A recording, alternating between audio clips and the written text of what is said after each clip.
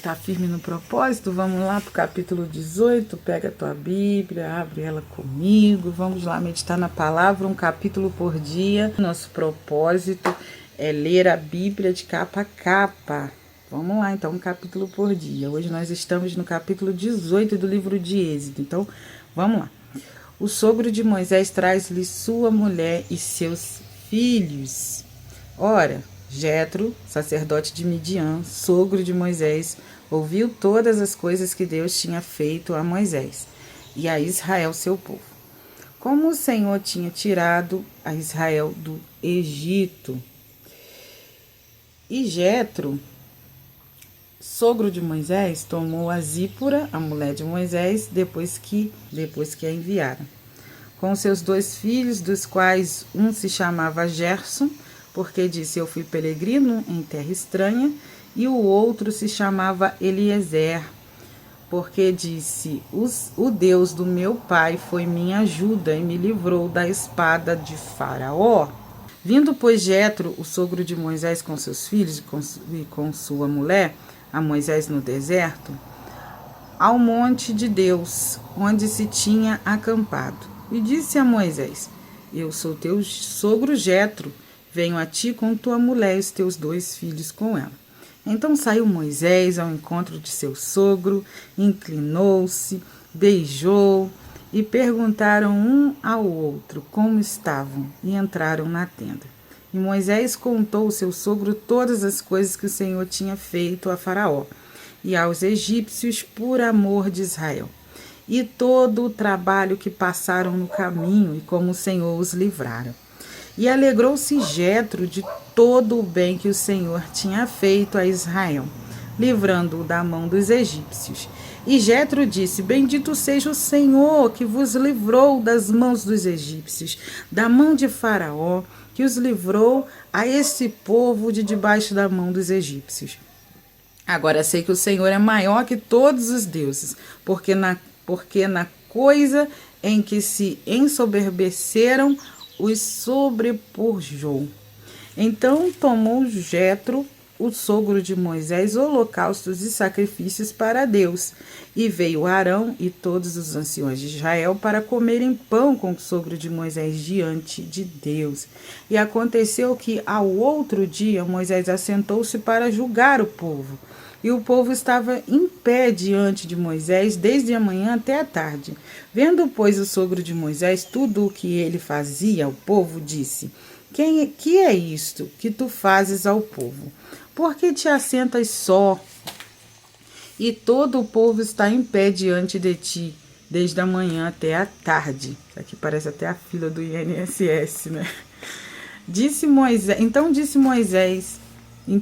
Moisés a seu sogro, é porque esse povo vem a mim para consultar a Deus. Quando tem algum negócio, vem a mim para que eu julgue entre um e o outro e lhes declarem o estatuto de Deus e as suas leis. O sogro de Moisés, porém, lhe disse, não é bom o que fazes. Totalmente desfalecerá assim tudo como este povo que totalmente desfalecerás, assim tu como este povo que está contigo, porque esse negócio é muito difícil para ti. Tu só não podes fazer. Ouve agora a minha voz, eu te aconselharei, e Deus será contigo. Se tu pelo povo diante de Deus e leva tu as coisas de Deus. Declara-lhe os estatutos e as leis, fazes-lhe saber o caminho em que deve andar e a obra que deve fazer. E tu, dentre todo o povo, procura homens capazes, tementes a Deus, homens de verdade, que aborrecem a avareza e põe-nos sobre eles por maiorais de 1000, milhares de 100, maiorais de 50 e maiorais de 10, para que julguem esse povo em todo o tempo, e seja que todo negócio grave tragam a ti, mas todo negócio pequeno eles julguem. Assim a ti mesmo te aliviarás da carga, e eles a levarão contigo. Se isso fizeres, e Deus te mandar, poderás então substituir assim também todo este povo em paz virá ao seu lugar. E Moisés deu ouvido à voz de seu sogro e fez tudo quanto tinha dito. E escolheu Moisés homens capazes de todo o Israel, e os pôs por cabeça sobre o povo, maiorais de 1000, maiorais de 100, maiorais de 50 e maiorais de 10. E eles julgaram o povo em todo o tempo. O negócio árduo traziam a Moisés, e todo o negócio pequeno julgavam eles. Então despediu Moisés o seu sogro, o que se foi à sua terra. Eu estava observando aqui, achei isso lindo, porque o sogro de Moisés chega trazendo a esposa de Moisés, Zípora, e os 2 filhos, Gerson e Eliezer. E olha que coisa interessante, Moisés vai chamar ele para dentro da sua tenda. E a tenda eram feitas assim para pastores. E ali era como uma barraca nos dias de hoje. Aonde Moisés morava era em uma tenda. Então Moisés chama o seu sogro Jetro para entrar na sua casa, ali na sua tenda. E ali Moisés começa a compartilhar dos feitos de Deus. E Jetro vai falar: verdadeiramente é verdade, Deus é mais poderoso do que qualquer outro Deus. E eu fiquei meditando nisso, porque às vezes a gente não fala de Jesus. Às vezes a gente conversa sobre tudo. Às vezes sai fofoca das nossas bocas, sai coisas que não edificam a Deus, mas a gente deixa de falar de Jesus. E eu lembrei disso alguns dias atrás, porque eu estava falando sobre, né, a minha vida. E aí eu estava lembrando, porque eu estava falando um pouco da minha trajetória. E quando eu recebi de Deus uma promessa, eu tinha 12 anos de idade. E eu estava compartilhando isso na igreja uns dias atrás, sobre como, né, eu descobri o meu chamado. E de como eu descobri o meu chamado, eu tinha 12 anos, a gente foi na casa de um irmão orar por ele. E Deus falou comigo através de um irmão que já dorme no Senhor. E ele disse, Deus falou comigo: eu tenho uma obra missionária na tua vida e eu vou te levantar nessa terra. E como eu era ainda meio um adolescente, ainda não entendia certas coisas, mas eu já tinha vida de oração, eu já tinha uma busca constante. Para você ter ideia, tinha vezes que as pessoas na minha casa estavam assistindo novela e eu estava dentro do quarto orando.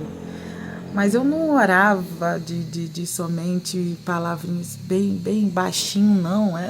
Eu orava mesmo, era mistério. Tinha vezes que meu pai, minha irmã, meu irmão chegava de algum lugar e eu estava dentro de casa e eu estava orando, e eu não orava no quarto, eu orava pela casa toda. E chorava, e gritava, e falava com Deus. Parecia, as pessoas que não entendiam, com certeza achavam que eu era meia doida. Mas eu sempre fui meia doida mesmo por Jesus. Meia não, completamente doida por Jesus. E aí, quando eu me tocava, assim, já deve ter chegado a hora já, que o pessoal já chegou, né? Do colégio, da rua.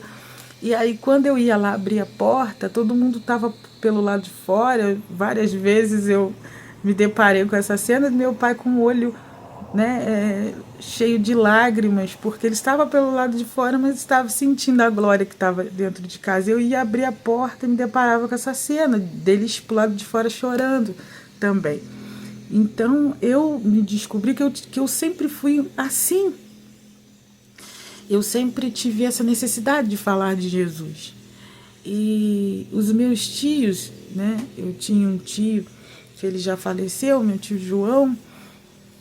E eu lembrei uns dias atrás que eu sentava, né, um dia na casa da minha tia, e eu sentada e falando de Jesus para ele. E eu não sei o que ele estava pensando naquele momento, né? Mas eu tenho certeza de que talvez ali poderia estar pensando: essa menina é muito chata. Mas eu tinha necessidade de falar e eu falava. Tem um tio também que me chama até de pastora. Quando ele me olha e fala, vê a pastorinha. Por quê? Porque eu sempre fui de falar de Jesus. Porque eu quero compartilhar aquilo que tem dentro de mim. Eu quero compartilhar esse amor. Eu quero compartilhar esse Cristo maravilhoso. Porque só Ele que salva, só Ele que cura, só Ele que liberta. E eu acho muito interessante porque teve um dia que meu tio já doente e eu fui na casa dele. Chegamos lá, nós oramos, nós falamos de Jesus. E quando eu perguntei, tio, você quer aceitar Jesus? Ele falou, não, ainda não é a hora. E eu não conseguia entender, mas como assim? Mas como assim ele não quer Jesus? Olha a situação que ele se encontra. Mas um dia o Espírito Santo falou comigo, ei, faz a tua parte, prega a palavra. Deixa que eu convenço, porque às vezes a gente tem isso também, de querer convencer as pessoas. Não é assim. Mas também você não pode deixar de pregar a palavra. Você não pode se envergonhar do Evangelho de Cristo.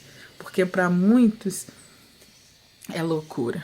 Mas para nós que cremos, é poder de Deus. Então não deixe de compartilhar as coisas boas, as boas experiências de como Deus ele te curou, de como Deus ele te sustentou.